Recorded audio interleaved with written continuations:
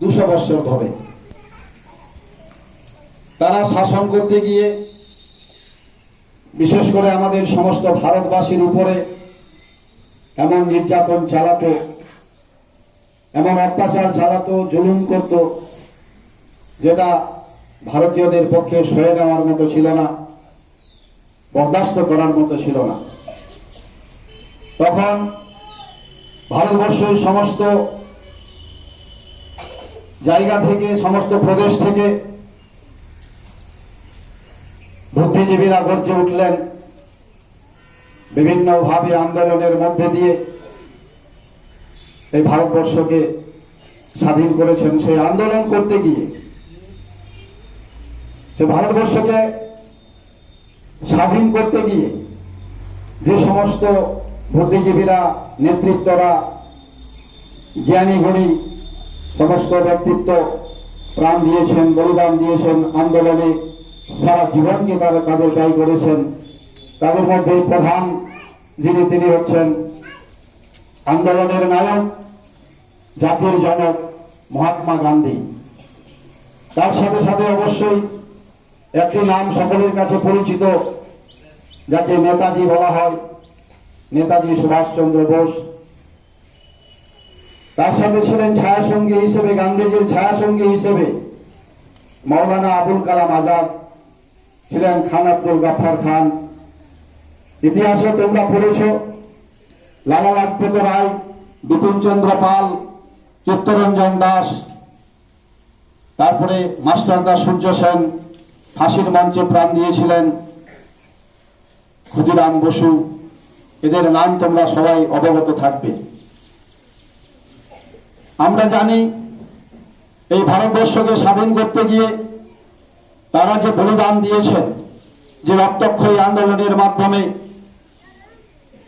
এই ভারতবর্ষকে স্বাধীনতা লাভ করিয়েছেন, সেই ঋণ আমরা পরিশোধ করতে পারবো না।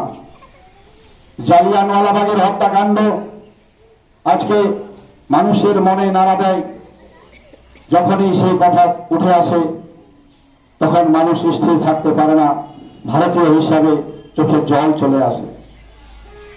আজকে এই স্বাধীনতার দিনে আমরা জাতীয় পতাকা উত্তোলন করে বিশেষ কিছু নয়, শুধু তাদেরকে স্মরণ করি, তাদের বলিদানকে স্মরণ করি।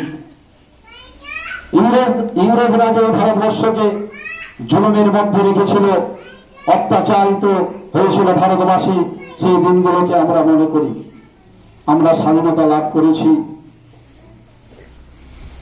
অনেক কবি যেমন রবীন্দ্রনাথ, নজরুল ইসলাম, রঙ্গলাল, দ্বিজেন্দ্রলাল রায়, তাদের কথাও আমরা উল্লেখ করতে পারি। তারা স্বাধীনতা আন্দোলনে যথেষ্ট ভূমিকা গ্রহণ করেছিলেন।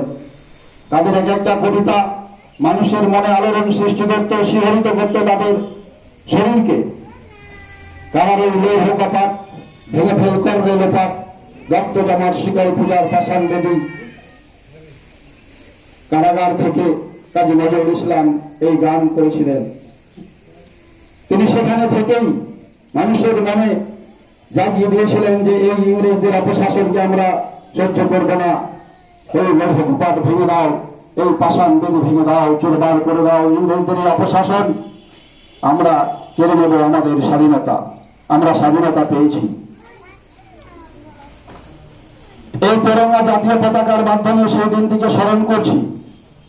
এই তেরঙ্গা পতাকার পিছনে রয়েছে বিশেষ গুরুত্ব। আজকে এই ভারতবর্ষের জাতীয় পতাকা সারা পৃথিবীর মধ্যে উল্লেখযোগ্য, এত সৌন্দর্যপূর্ণ, এত সুন্দর পতাকা। আমরা সমস্ত দেশের পতাকাগুলো দেখছি, আমাদের পতাকার মতো সুন্দর কোনো পতাকা নেই।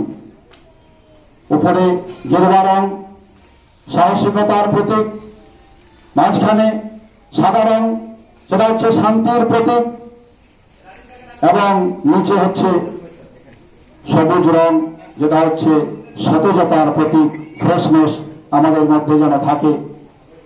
সবাই উজ্জীবিত যেন আমরা হতে পারি এই পতাকাকে দেখে, পতাকাকে সামনে রেখে। এবং মাঝখানে রয়েছে অশোক চক্র। এই অশোক চক্র হচ্ছে, আমরা জানি যে ভারতবর্ষের স্বাধীনতা লাভ করেছিল, সভ্যতা এসেছিল চাকার মাধ্যমে। সেই চাকা হচ্ছে উন্নতির অগ্রগতির প্রতীক। তাহলে আমাদের এই আজকের এই স্বাধীনতার দিনে শপথ নিতে হবে, বর্তমান যে ভারতবর্ষের অবস্থা, চারিদিকে যা যুদ্ধ বিগ্রহ জাতপাতের রাজনীতি সমস্ত কিছু চলছে, আমাদের আজকে এই স্বাধীনতার দিনে সকলকে শপথ নিতে হবে, যেভাবেই হোক এই অপশাসন, তখনকার অপশাসন আর বর্তমান যুগের শাসনের মধ্যে যেগুলো অপশাসন সেগুলো রুখে দেওয়ার প্রতিজ্ঞা আমাদের করতে হবে। এই সামান্য কিছু কথা বলে এবং এই জাতীয় পতাকার সম্মান রেখে যারা বলিদান করেছেন, যারা এই স্বাধীনতা আনতে নিজেদের জীবন বিসর্জন করেছেন, তাদের স্মরণে তাদেরকে সম্মান জানিয়ে আজকে আমি আমার এই সংক্ষিপ্ত বক্তব্য শেষ করছি। জয় হিন্দ।